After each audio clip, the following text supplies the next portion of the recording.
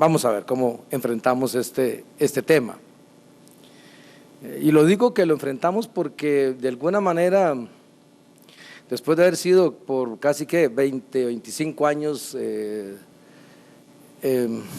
digamos, juez de apelaciones, y ahora estando un poco del otro lado, se da uno cuenta que hay algunas cosas que a veces no le cuadran a uno, no es que no le gustan, sino que no encuadran, ¿verdad?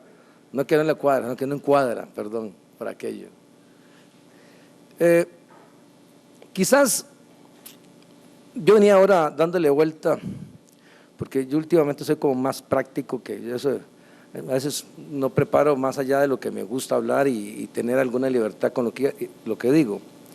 Venía meditando ahora, además del aguacero terrible que estaba, venía pensando que hace muchos años, y voy a empezar por ahí, fui a una reunión de jueces, que antes se les llamaban jueces superiores, y del área civil, y estábamos hace ya algunos años, y había un representante de todos los tribunales superiores del país. Y el tema que se convocó en esa reunión, recuerdo que decía, era para ver por qué habían tantas nulidades en los tribunales. Y me encontré con una sorpresa desde esa época, con una sorpresa de algunos comentarios de los miembros de tribunales de apelaciones, de por qué se anulaba. Yo los escuché, algunos decían que había que anular para que el juez de primera instancia aprendiera, por educación, por muchas razones. Yo recuerdo que tal vez dentro de mis cosas, ¿verdad? Yo creo que ya padecía de demencia senil, vuelvo a decirlo, hace mucho tiempo, porque dije algo que incluso no gustó mucho. Porque yo les decía, ¿por qué un tribunal tiene que anular? Porque si una sentencia está mal dictada y hay que revocarla, pues entonces el tribunal revoque y usted tendrá que dar los fundamentos al darle vuelta a la resolución y establecer la forma de fondo del conflicto. Y si está bien resuelto por el fondo, pues ¿por qué va a anular? Igualmente, de los agravios para rechazar el recurso y fundamente. ¿Esto por qué lo traigo? Porque cuando uno se pone a analizar lo que es un recurso en segunda instancia, ahora con este nuevo código, que es apelación en algunos casos y casación en el ordinario de mayor cuantía, yo me planteo la pregunta de cómo se va a manejar esa actitud de los tribunales frente a un proceso muy distinto. Es que en la escritura era muy fácil anular, hágalo de nuevo o díctenlo de nuevo. Aquí estamos de por medio con audiencias orales que se hicieron y que entonces el tema de la nulidad, si para mí era excepcional en aquel momento, con este nuevo código habrá que replantearse una serie de situaciones que creo yo que son básicas. Insisto, para mí un tribunal de apelaciones solo puede hacer 4 cosas, bueno, digamos que 5 cosas en su función de segunda instancia. Declarar mal admitida la apelación si no cumplía los requisitos, 1. 2, revocar y conocer el fondo, para cual dará sus agravios. 3, confirmar si está bien resuelto y mantiene lo resuelto. 4, modificar cuando no se discute si es con o sin lugar, simplemente se están tratando de el cuestionamiento sobre algunos montos, por ejemplo, el monto del daño moral o algún monto específico.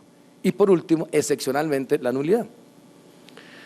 Y aquí es donde yo quiero entonces centrar un poco la atención, porque en lo demás, en los otros 4 puntos anteriores, eso no pasa nada, ¿verdad? Eso simplemente eso es lo normal. Pero, entonces, ¿cuál debe ser el papel de los tribunales con este nuevo código? Para contestar, para decir algo como si fuera una pregunta y contestarme yo mismo y ver si los convenzo y si no, pues que pregunten y si no, pues bueno, veremos qué va a ocurrir. Yo siento que la base, y lo he venido explicando, la base de este código descansa en 2 pilares, y es la palabra que yo le he puesto y algunos ya saben que yo he usado esta idea. Para mí, la aplicación de este código se basa en 2 pilares. En uno, el uso de los principios del artículo 2. Y dentro de esos, resalto desde luego el principio de instrumentalidad, básico, un juez de segunda instancia que no aplica el principio de instrumentalidad atendiendo de que lo que importa es resolver el conflicto y no idolatrar el derecho procesal. Por eso es que cuando a mí todavía oigo hablar gente que dice que es procesalista, yo me rasgo un poco las vestiduras, porque ¿de qué vale ser procesalista? Un caso no se gana no por ser procesalista, un caso se gana porque yo convenzo al juez de que tengo razón sobre el fondo. Y ahí es donde el principio de instrumentalidad tiene un gran valor, incorporado ya expresamente en el artículo 2 de nuestro código. Y luego, obviamente, los dos principios básicos de la oralidad, o de los procesos por audiencia, perdón, de los procesos por audiencia. Uno, obviamente, que se respete la comunicación verbal, como comunicación de las audiencias, y dos, sobre todo, y lo otro es la inmediación y la concentración. Si esos dos principios se garantizan, y obviamente el de instrumentalidad, la función del juez de segunda instancia va a ser mucho más sencilla.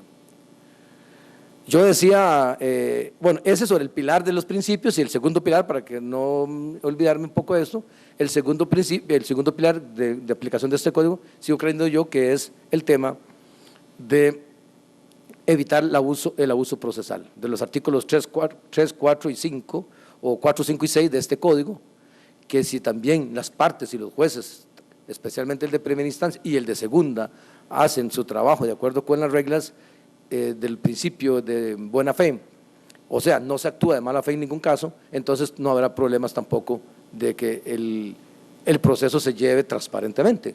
Repito, con base en los principios del artículo 2 y que se respete esa idea de que la doctrina del abuso procesal no es para sancionar, sino es para prevenir. Si todo eso ocurre, a mí me parece que los procesos van a ser, se van a resolver bastante bien. Entonces, y también decía el martes, ¿verdad?, los que me escuchaban un poco, de que yo estoy creyendo que este código está redactado ideológicamente con, digamos, con lo básico. ¿Qué significa con lo básico? Con aquello donde están todas las reglas importantes, está todo lo que debe contener un código, pero donde en el trabajo bajo el patrocinio legal del artículo 20, insisto en ese punto, y con jueces debidamente preparados, que ese es otro tema, ¿verdad?, el tema de la capacitación de los jueces, el código le está dando un respaldo muy grande al juez de primera instancia, cosa que no tenemos hoy con el código y el sistema actual. Quizás esa es una de las primeras, digamos, cambios que tendríamos que comenzar a ver a partir del ingreso de este código, donde hoy, y lo digo porque la experiencia a mí me lo dice después de 30 años de juez, y aún uno lo sigue observando, en Costa Rica, a la fecha, hoy 21 de septiembre, a la fecha tiene más importancia el juez de segunda instancia que el de primera. El juez de primera instancia se ha convertido en un recopilador de información, de prueba, y dicta su sentencia. Y lo digo también con alguna transparencia. En algunos casos se ha convertido en un problema porque si les ponen cuotas mensuales, eso no deja de ser algún, digamos, lunar para la cualidad de las sentencias. Porque si hay que correr con cantidad, pues entonces a veces la calidad se nos desmejora. Entonces el juez de primera instancia es un corre-corre, es un saque-saque, ¿verdad? Y esto tiene el problema de que entonces la apelación en el sistema actual, repito, hasta hoy, el juez de segunda instancia tenga más relevancia en el sistema. Este código, desde mi punto de vista, respeto cualquier otra opinión, pero en mi opinión este código pretende invertir esta situación, darle mayor preponderancia al juez de primera instancia, afianzar el juez de primera instancia, darle prioridad al recurso de revocatoria por encima del recurso de apelación. Si nosotros vemos la lista del artículo 67.3, que son los únicos autos apelables, la lista es relativamente pequeña para sostener todo el sistema. ¿Pero por qué? ¿Cuál es la idea de que se hiciera así? Repito, porque se está pensando en una primera instancia más sólida que la que tenemos actualmente. En una primera instancia donde incluso ustedes los que ya si han hecho si se han convertido en traviesos de este código y ya lo han leído, ¿verdad? Se dan cuenta, allá en el artículo 65, inciso, no sé, quizás por ahí del 6, 7, 8, cuando habla de la ejecución provisional de todas de los recursos. Y nos vamos allá por el 142 o 146 por ahí, donde ya se desarrolla todo lo que es la ejecución provisional, sin garantía. ¿Eso qué significa? Que la parte que gana en primera instancia tiene derecho a ejecutar la sentencia como sin garantía, sin rendir garantía, bajo la presunción que el juez de primera instancia, que es un juez de la República, la dictó bien, que las posibilidades de que se modifique o se revoque puedan ser relativamente pocas. Y si esa es la ideología y la filosofía de este código, pues entonces tenemos que darle un sentimiento distinto a no solamente al recurso como tal, y dejar de pensar que la apelación será la salvación. No importa, que el abogado litigante diga, no importa, perdemos en primera instancia, ahí nos agarraremos en segunda. No, esa no es la idea. La idea es que la reforcemos muy bien, sobre todo porque es la primera instancia donde se hacen las audiencias. El juez de segunda instancia va a trabajar ya no con una inmediación donde la prueba la tiene directa, sino que va a trabajar con una inmediación documentada en forma de grabación. ¿Verdad? Y eso no deja de ser también todo un tema doctrinario, pero bueno, así tiene que ser, ¿verdad? No es posible repetir la audiencia en segunda instancia, para eso queda debidamente documentada, conforme lo dice el artículo 50.6, creo, del Código Procesal, la documentación de las audiencias.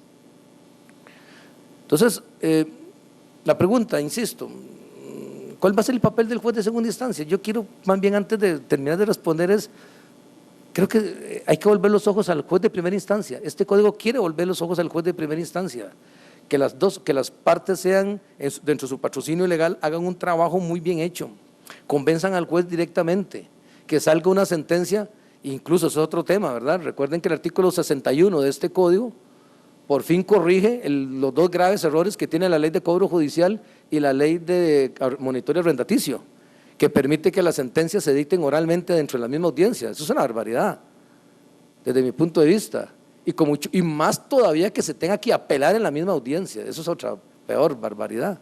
Este código lo corrige, gracias a Dios, en el sentido de que es posible que la mayor parte de las sentencias se dicten por escrito, se notifiquen por escrito y obviamente todos los recursos serán por escritos. ¿Verdad? A mí la última vez que yo creo, no sé si lo he contado ya públicamente en un congreso o no, más abierto, ¿verdad? Si algunos de los alumnos míos han escuchado esa anécdota que yo tuve, ¿verdad? De que yo insistía que el juez dictara la sentencia por escrito, fuera de audiencia, me dijo que no, sobre todo porque el otro abogado, no sé, seguramente amaneció bravo y no quiso compartir la opinión conmigo. Entonces el juez dijo, sí, no, entonces la vamos a dictar oral. Y le digo yo, bueno, si yo apelo necesito tiempo para apelar, porque tengo que apelar a la audiencia, usted no me va a dar a mí 10 minutos para apelar. Me dice, no, yo le doy tiempo. Le digo, no, es que usted me dé tiempo. Yo desde ahora pido 20 horas de una vez, y en esas 20 horas nos vamos a mantener abierta la audiencia. Si usted me dice a mí que la sentencia la va a dictar a las 9 de la mañana, cuenten 20 horas de las 9 hasta las 5 de la mañana del otro día, y aquí nos quedamos sentados hasta que yo esté capacitado para decir, ahora sí, voy a hacer los agravios. ¿Verdad? Porque un juez no le puede decir a uno, apele y tiene 5 minutos, porque ya es tarde. No, desde ahora, yo lo dije desde el principio de la audiencia, yo me voy a necesitar 20 horas. Claro, cuando terminó la audiencia y el juez creyó que sí, ya seguramente ya me calculó que yo iba a perder, entonces dijo que me la dictaba por escrito. ¿Verdad? ¿Por qué? Porque sabía que yo sí le respetaba, que yo le iba a exigir que se mantuviera 20 horas, entonces incluso yo le dije a todos, hasta el otro abogado le dije, mire, si tiene que dar clases, empiece por cancelar clases, empiece por decirle a la señora que no va a llegar, o a la novia, a quien sea, pero usted no va a llegar hasta las 5 de la mañana el otro día. ¿Verdad? Gracias a Dios este código quita eso, porque, insisto, el debido proceso, o sea, los ojos están en el juzgado de primera instancia. Ahí donde está la verdadera, y por eso es que el recurso, incluso el recurso de revocatoria, tiene que darle un sentimiento distinto al de hoy, con todo el respeto, pero los jueces a veces de primera instancia, el recurso de revocatoria les importa un comino, ni siquiera lo resuelven los jueces, lo resuelven, ¿cómo le llaman ahora? Yo no sé cómo le llamarán ahora, técnicos, no sé qué, pero no lo resuelven al juez directamente.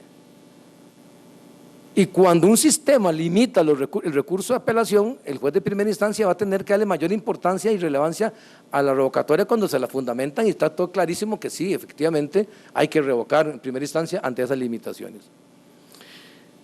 Bueno, entonces, si ya llegamos a la posibilidad de una segunda instancia, que no necesariamente es apelación, también quiero aclarar eso, ¿verdad? Porque eso también me parece a mí un error conceptual. Incluso cualquier interpretación del Pacto de San José, por segunda instancia, vamos a entender que un órgano distinto va a revisar la sentencia de primera instancia, órgano que puede ser por vía de apelación o puede ser por vía de casación, en eso no hay ningún problema.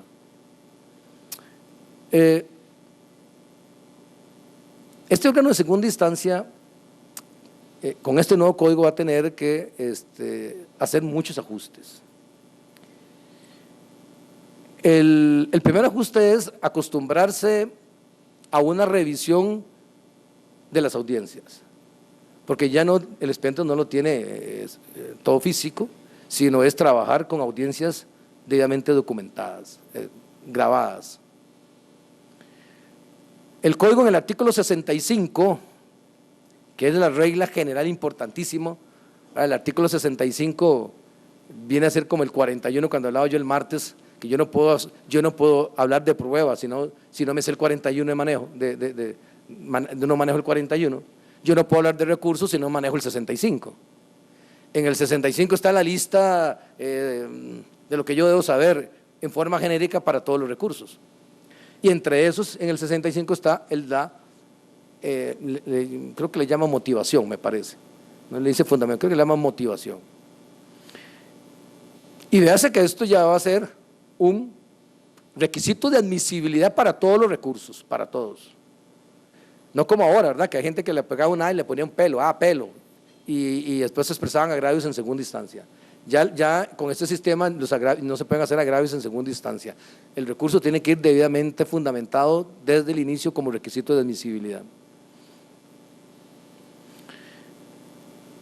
Y precisamente, ese requisito de fundamentación de los recursos, ya sea la apelación o la casación, aunque hago la diferencia, una apelación se fundamenta con agravios, un recurso de casación se fundamenta con causales, esa es la única diferencia, pero igual tiene que estar debidamente fundamentado. Entonces, cuando yo voy a hacer una apelación, la fundamento en agravios, mientras que la casación la fundamento en causales. Para que si están tomando alguna nota, las causales están en el artículo 69 del Código Procesal. En el momento en que yo hago la fundamentación, entonces se va a convertir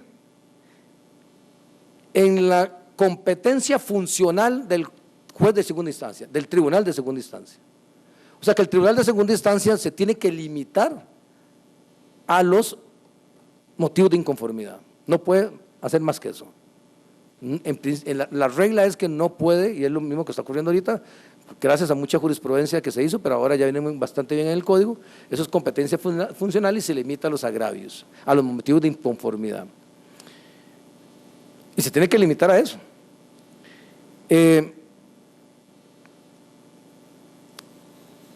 Insisto, que si lo que tiene que hacer es revocar, pues fundamenta, y si tiene que confirmar, lo hace. Y yo esperaría que el tema de las nulidades ya no existan en segunda instancia, salvo algo excepcionalmente. Recordemos que el artículo 31, 31 del Código Procesal Civil, ese artículo 31 establece un nuevo régimen de nulidades, establece unas nuevas reglas que aplican tanto en primera como en segunda instancia. Solo es posible invalidar un acto procesal única y exclusivamente cuando ya no queda más remedio, porque la regla primaria es subsanar, convalidar, ratificar, es decir, todo eso tendrá, esa es la bandera de este código, ¿verdad? Entonces el artículo 31, si se trabajara correctamente el proceso entre las partes, la cantidad de vicios serían muy pocos, y si hubiera algún vicio, ese vicio se rectifica.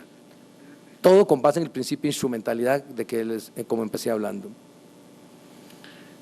Entonces, en segunda instancia, nos vamos a ajustar a unos agravios, a unas causales que simplemente serán definidas y verificadas por el juez de segunda instancia según la audiencia. Obviamente, las partes a fundamentar un recurso tendrán que hacerlo muy diferente a hoy.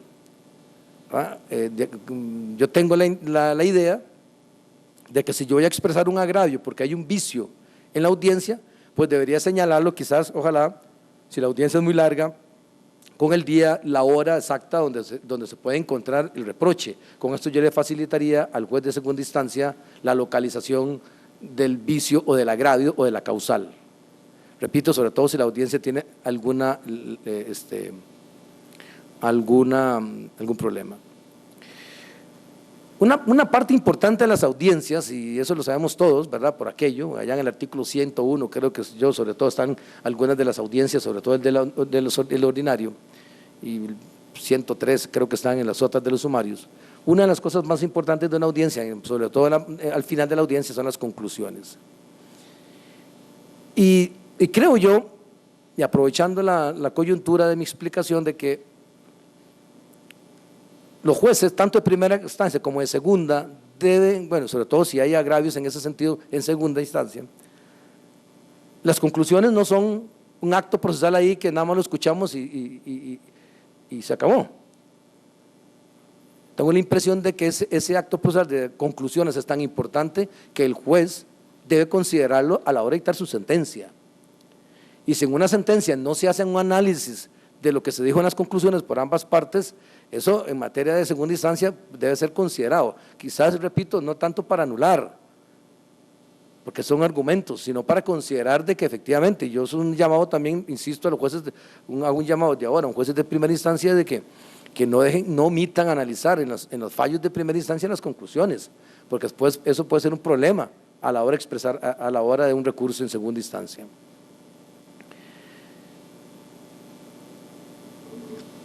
En otros aspectos, el juez de segunda instancia, recuerden que el procedimiento de segunda instancia va a cambiar un poco. Quizás el primer cambio importante en el procedimiento es que este código establece como una regla que todos los recursos se presentan ante el juez de primera instancia que la dictó. Esto fue un avance interesantísimo, ¿verdad? Porque antes los recursos se planteaban, especialmente el de casación y el de revisión, aunque la revisión no es un recurso, pero la revisión, la casación y la apelación por inadmisión, digamos esos tres, se tenía que presentar ante el superior, directamente ante el juez que iba a conocer, el superior. Con este recurso no, salvo el de la revisión, que sí se mantiene, que se tiene que presentar en la sala respectiva, pero los demás no, ¿verdad? La casación se presenta en el mismo tribunal que resolvió en primera instancia y este lo envía a la sala. La apelación por inadmisión también se presenta en el mismo juzgado de primera instancia donde se dictó el auto denegatorio, luego se manda a segunda instancia. Y ustedes saben que, por ejemplo, ya al tribunal de apelaciones se le quitó el conocimiento en segunda instancia del atrora llamado apelación por inadmisión, apelación adhesiva. Que fue, gracias a Dios, es uno de los también avances importantes de este código, que se elimina la apelación adhesiva. Por lo tanto, ese procedimiento en segunda instancia ya no va a existir. Ahora, de acuerdo con el 65, todas las partes tienen que apelar, o todas las partes tendrán que apelar. Ganen poco o ganen mucho, vencido parcial o vencido total, todo el mundo tiene que recurrir en los términos del artículo 65. Lo que ocurre es que si ustedes ven, creo que es en uno de los últimos incisos del 65, creo que es el 9, que permite que una vez que se recurra, la parte puede desistir del recurso sin sin costas. Entonces, esta es la fórmula que se elaboró para eliminar la apelación adhesiva. Todo el mundo apela dentro del plazo que la ley establece. Después, el vencido parcial dice, el vencido total no apeló, pero yo sí, pero quiero que quede firme, entonces desisto de la apelación y así no se va para segunda instancia y ya queda firme. Y si los dos apelan, pues mejor, los dos apelan y las dos apelaciones se van ante el superior de segunda, hasta el superior de segunda instancia, con las dos apelaciones y eliminamos ese trámite que hoy por hoy es engorrosísimo. Recuerdo, creo que no sé si estaba yo todavía compartiendo con Álvaro el tribunal, de un caso de una apelación que nos metimos en un problema grande cuando me parece recordar que era un caso como de 10 millones de colones, no me acuerdo por qué, pero pongámoslo como ejemplo de daño moral, y el juez le dio solo como 200,000 colones de daño moral. Entonces, el actor que solo le dieron 200 no apeló. ¿Ah? El demandado que dijo, yo no, ¿por qué voy a pagar 200? Yo no quiero ni siquiera pagar 200, y apela. Y entonces el actor se adhiere en segunda instancia porque dice, yo me adhiero porque yo gané 200 y ahora quiero los 10 millones. Obviamente no me parece eso correcto, ¿verdad? Y entonces, ¿cómo definir vencido parcial? ¿Cómo definir? Entonces, hicimos un alboroto en esa votación y me pareció ridículo el tema. Bueno, repito, son gracias a Dios esos tipos de problemas que ya este código los elimina. Y no sé, tal vez para ir terminando, porque bueno, no me han sacado ninguna tarjeta, pero bueno, quiero dejar para el final o en estos últimos minutos hablar un poco del procedimiento que se va a tener que seguir con un efecto nuevo que tienen los recursos de apelación. Me refiero exactamente, este código cambia, gracias a Dios, aquellas, ¿cómo se llama?, frases de efecto devolutivo, en ambos efectos, toda esa cosa, porque todavía hay gente que se pregunta qué significa efecto devolutivo y hasta profesores no saben ni qué significa eso, efecto devolutivo. Ahora el código establece 3 efectos con reglas muy bien claras, ¿verdad? El principio fundamental de todos los recursos es el efecto no suspensivo. La idea es que los procesos no se suspendan, ¿verdad? La no suspensión de los procesos es básica, ¿verdad? Para eso se habla de que los abogados, si no puede llegar, tienen que mandar a otro, ¿verdad? Aunque el artículo, me digan ustedes que el artículo quedó como facultativo en el 20.2, que los abogados, los suplentes quedaron facultativos, nadie se dio cuenta que en el 50.3 quedó la regla de que por falta de abogados no se suspende ninguna audiencia. Así es que siempre tendrán que ir, ¿verdad? Entonces, está el efecto no suspensivo. En algunos casos específicos de la ley está el efecto suspensivo. Y el efecto importante es el efecto diferido, ¿verdad? Que en el efecto diferido es un efecto interesante, que cuando el recurso, la apelación se presenta en audiencia y está en la lista del 67.3 que permita eso, se admite la apelación en efecto diferido, o sea, la audiencia no se suspende, se continúa a pesar de la apelación y después cuando se dicta sentencia, si el que apeló dentro de la audiencia sigue perdiendo en la sentencia, apela también la sentencia y las dos resoluciones apeladas, tanto dentro de la audiencia como la sentencia, se van juntas para el juez de segunda instancia. Eso en principio está bien, ¿no? Eso no presenta ningún problema. Si el que apeló en la audiencia gana la sentencia, posiblemente, obviamente no va a apelar la sentencia y va a decir, yo aunque apelé allá, gané la sentencia, no tengo ningún problema. Pero, como apeló a la otra parte, el juez de segunda instancia puede ser que le dé la razón al juez, a la parte que está ganando, que apeló. Y si va a ganar, si eso va a ocurrir, en ese momento, en segunda instancia, revive la apelación diferida. Ese es un cuidado que tienen que tener los jueces de segunda instancia, porque si hay apelación diferida y quien apela es la parte contraria, que hizo la apelación diferida en la audiencia, repito, el actor apela en forma diferida, pero el actor gana en sentencia, o sea, entonces para él no tiene interés que se mantener la apelación diferida. Pero si el demandado apela, cuando llega a segunda instancia, hay que tener cuidado porque si se confirma, la apelación en efecto diferido sigue sin tener importancia, pero si se va a revocar, eso ahí sí se revive. Y ese es un tema que tendrán que tener cuidado los abogados litigantes en materia de recursos y sobre todo el juez de segunda instancia. Bueno, ahí los dejo con estas ideas. Principalmente la conclusión esa. Principio, instrumentalidad, demos la importancia al juez de primera instancia, empecemos a creer en el juez de primera instancia, que esa es la clave de este código. Muchas gracias.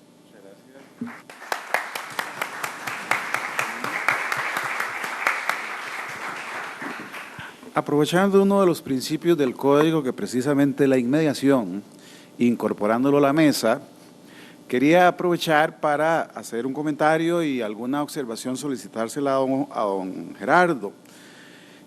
Don Gerardo hablaba de la situación de lo que estamos viviendo actualmente con la escritura y donde utilizó la frase del corre-corre en el sentido de que efectivamente tenemos una gran cantidad de asuntos, y sobre todo en primera instancia, y que se sacan muy rápido. ¿Hasta qué punto pues eso va a cambiar con la oralidad o con el nuevo código? Habría que ver si eso va a cambiar o no, porque obviamente que los requerimientos de tramitación rápida de los procesos pues es prácticamente que una meta o un objetivo que tienen los diferentes modelos actuales en la Administración de Justicia. Y otra situación que le apreciaba a don Gerardo, pues es como que sí existe algún grado de preocupación de Gerardo de cómo resuelven los jueces hoy, bajo un modelo escritural, los jueces de primera instancia, en el sentido de que sí hay una serie de situaciones para mejorar actualmente, y pues yo me preocuparía mucho si en un año podremos hacer como un arte de magia, un cambio paradigmático de cómo estamos hoy, en un modelo escrito que no estamos muy bien y en un modelo oral que requiere precisamente una mutación absoluta y de gran eficiencia para los jueces. Entonces, en ese sentido, yo creo que la cuestión a veces entre la ideología y la realidad, que precisamente no es lo mismo y que el sustento muchas veces de esto es la creencia, pues habría que determinar cómo más o menos visualizaría Gerardo de ese cambio en un año de un juez que sí ya esté totalmente adaptado a esa posición del superjuez de la instancia, que más o menos podríamos entonces en ese sentido entender, Gerardo. Sí, yo lo que diría es que ese es el reto. Y el reto lo tendrán los que tienen que tener toma de decisiones y un cambio de actitud.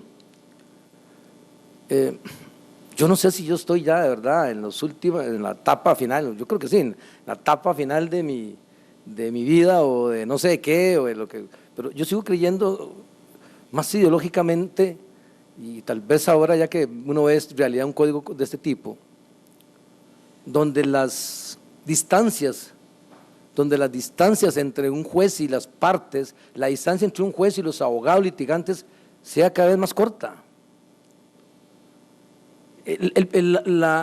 Un proceso por audiencias exige precisamente que esas distancias se acorten, que el juez escuche en la audiencia a las partes con respeto y que las partes vayan bien preparadas para que el juez no tenga que casi que pase desapercibido. Y si eso es así, yo creo que el sistema va a mejorar muchísimo, porque este es un sistema donde el abogado litigante tiene que ir preparado, porque está su cliente a la par. Ya no puede decir tonteras en un escrito, que solo él las dice y las sabe y nadie se dio cuenta. En una audiencia un abogado dice tonteras y todo el mundo las sabe al día siguiente. Y lo mismo ocurre con los jueces tienen que estar muy bien preparados para ir a una audiencia y dejar de estar diciendo muchas veces en una audiencia que le dicen a los abogados, miren, un momentito, aquí mando yo, es que no mandan. En las audiencias un juez no manda, ni mandan las partes. Esas distancias es lo que yo creo que tienen que irse trabajando en un sistema donde todos van por lo mismo. El principio de instrumentalidad, lo que se quiere es resolver el conflicto, gane quien gane, y el juez dará la solución según lo que corresponda. Entonces, la reforma está planteada, ideológicamente está planteada. Ahora, ¿qué es lo que sigue?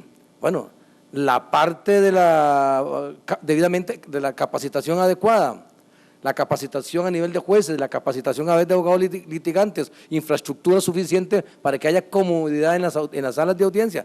Eso sería ideal. Y ojalá que todas esas tres partes de la reforma, la ley, capacitación y estructura, a mí eso me encanta que ocurra. Si fallamos, como fallamos mucho, y lo reconozco, si fallamos como fallamos un poco con la ley de cobro judicial, el fallo es humano, pero no es la reforma. Y ojalá que no tengamos tantos fallos humanos y nos sentemos todos en un mismo barco y empezamos a jalar hacia el buen puerto.